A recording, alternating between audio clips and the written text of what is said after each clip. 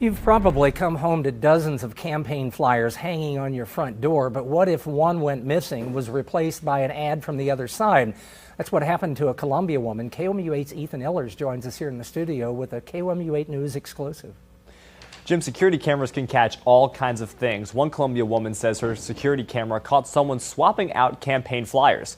Take a look at this video. A man wearing a black jacket with GOP written across the shoulder appears to remove a piece of Claire McCaskill doormail and puts it into his pocket.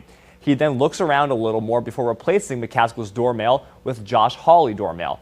Lindsay Richardson posted the video on Facebook, and it was shared nearly 600 times. Today I spoke with Richardson, who says she was amazed by what she saw. I'm glad that we have the camera anyway, but this was just incredible to see. I mean, especially right now with everything going on, it just shows that people are willing to do anything and everything to win. I reached out to Josh Hawley's campaign today but did not get any response. We promoted this story earlier that the person on camera was with his campaign, but we were not able to confirm that. In the studio, Ethan Ellers, KOMU8 News.